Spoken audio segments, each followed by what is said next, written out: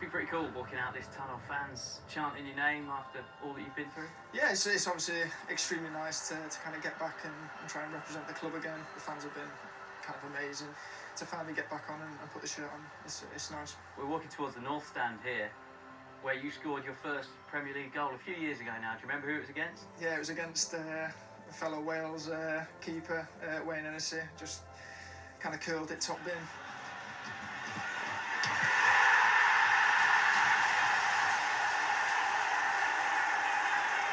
Always nicer when it rattles in off the crossbar. Yeah, the crossbar's still rattling, I can see it.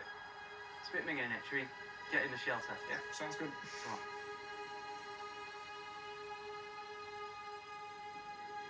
Can you take us back to that moment, 2021, October, when the doctor first used that big C word, David, you've got cancer? What goes through your head?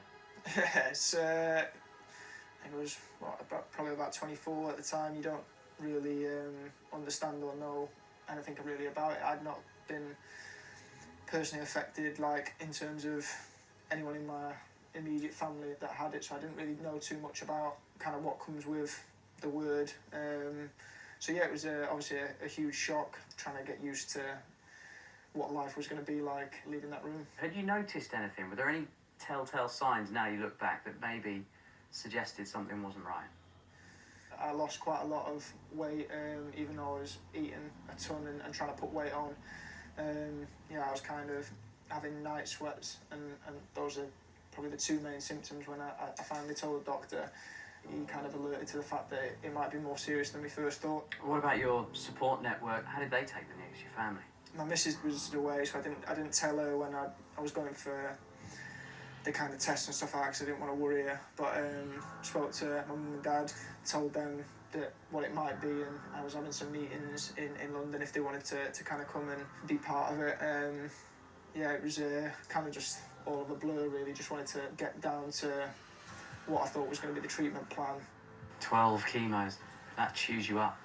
Yeah, I think obviously my body was still quite fit and healthy, and I hadn't really had the trauma of the chemo, and then they just got progressively worse after that, and by the end I was just pleading for the 12th, and after the 12th it was obviously just trying to feel better as quick as possible. So you say you didn't tell your partner at the time, but obviously once she found out, I'm imagining she must have become your rock of support. Yeah, well, I'll give her a lot of credit. She kind of nursed us back to health. I can assume it was a big shock for her and a bit of a life changer when you're in and out of hospital. I got engaged in the summer, which 6 years together I think it was, and if she could love us with an extra 20 kg and a bald head, I think it was probably about time. So yeah, to be fair, I loved the girl, so it was kind of a natural progression after 5 or 6 years to try and get her to marry me. So thankfully she said yeah. And how did it feel the moment that you sat down with the doctors and they said, David, the good news is what we thought would happen? You got It was a bit of an interesting one again. Obviously they knew I was travelling like 30-40 minutes to the hospital, so they just said we can do it on the phone and just kind of give us the good news. And that was when I was just upstairs in the morning, so then to walk down unexpectedly and basically to tell all the family that were around, there was a lot of tears, and yeah, it was just kind of a relief that it was kind of all done and we could kind of try and move on with all of our lives. 18th of March 2023, your first minutes on the pitch. Both sets of fans stand up and applaud you.